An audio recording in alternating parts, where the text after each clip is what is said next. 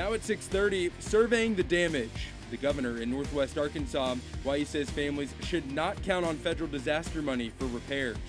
The consumer that shops at Easter this year, they're going to face some sticker shock in a lot of retail stores.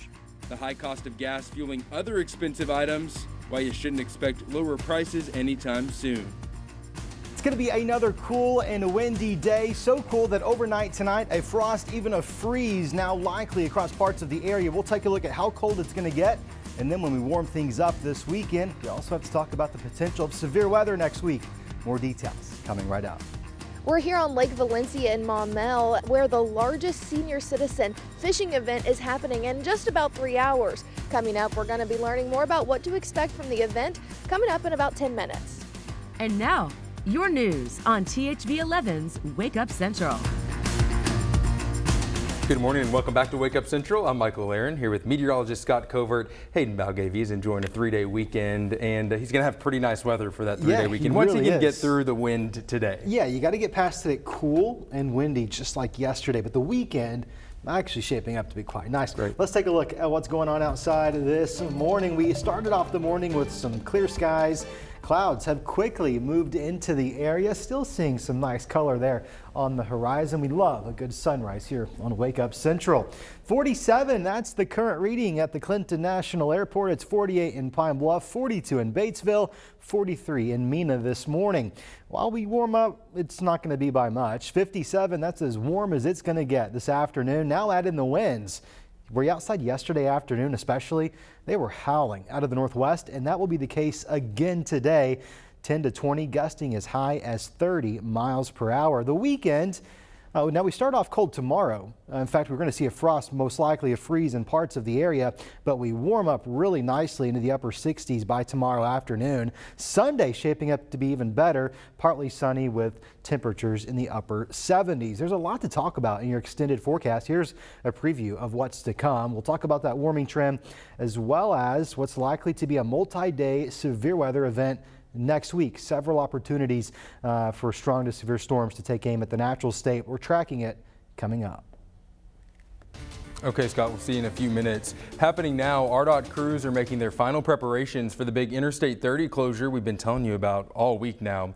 Here's a live look at I-30 in downtown Little Rock. Starting tonight, you won't see cars on this stretch of highway, lasting all weekend long. All lanes will be closed for a bridge demolition. Let's take a look at the area impacted. Basically, I-30 from the 630 interchange to the river will be closed. It starts at 10 o'clock tonight, so you're fine for the morning and evening commutes today. But all weekend, traffic will have to use the frontage roads to get through, and that'll lead to big backups. RDOT crews will tear down the old 6th Street Bridge to start building a new one. It's the same process that just happened on the 9th Street Bridge, which opened to traffic this week. I-30 is scheduled to reopen Monday morning at 5 o'clock, so be sure to check in with us here on Wake Up Central to make sure you're good to go if this area is part of your Monday morning commute.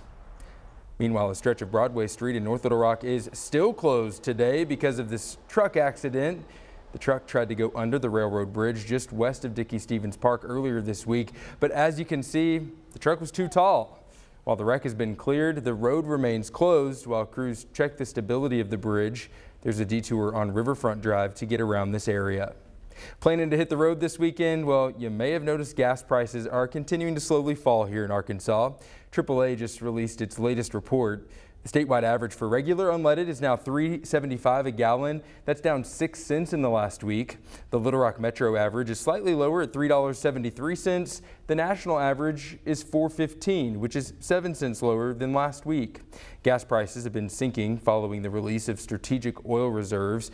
AAA reports drivers in Arkansas are paying the 4th lowest gas price in the country on average. Drivers in California, well, they're paying the most.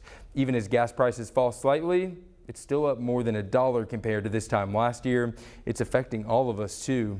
Wake Up Central's Mercedes McKay explains the direct connection between fuel and food and why we shouldn't expect a sudden drop in prices anytime soon.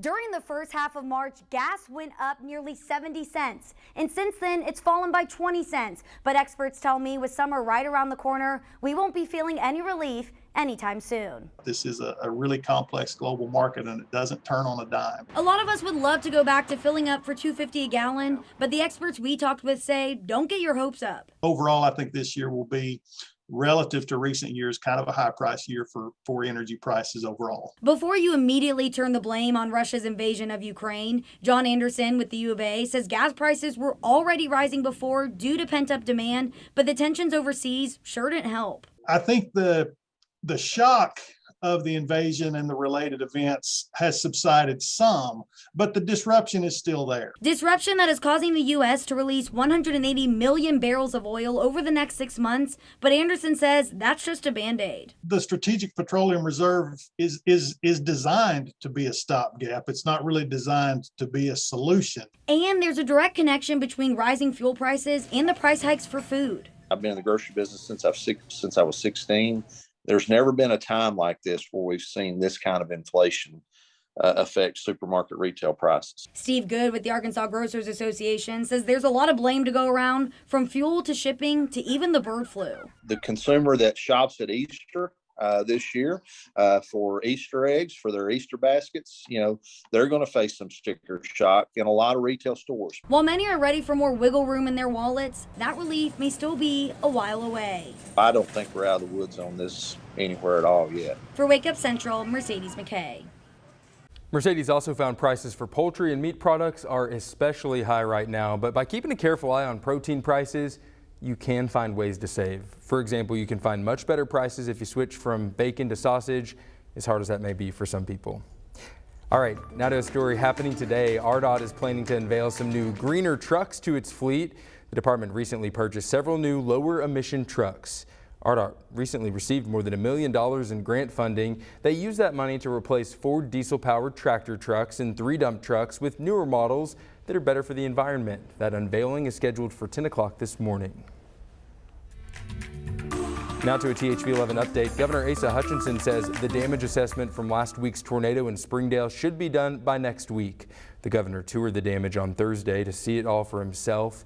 An EF3 tornado destroyed homes, buildings, and even a part of a school in Springdale. Many Arkansans have been waiting to hear if they'll receive federal money to help with repairs, but the governor says they'll have to rely on state funds instead. We're not going to meet a federal threshold here, that's clear. We're still measuring as to whether it'll meet a state threshold so that we can provide individual assistance. The Small Business Administration will be in Springdale next week to assess the damage and see how it can help homeowners and businesses.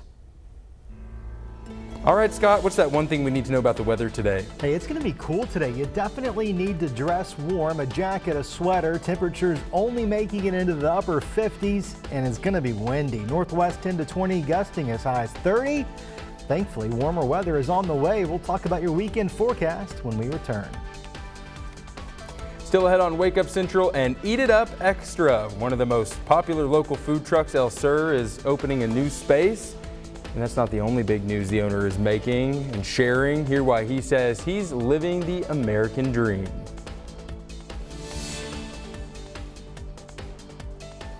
Coming up in just about 3 hours, it's the largest senior citizen fishing event. We're here on Lake Valencia. I know you'll see this fishing rod. In about 5 minutes, you might get to see me cast it.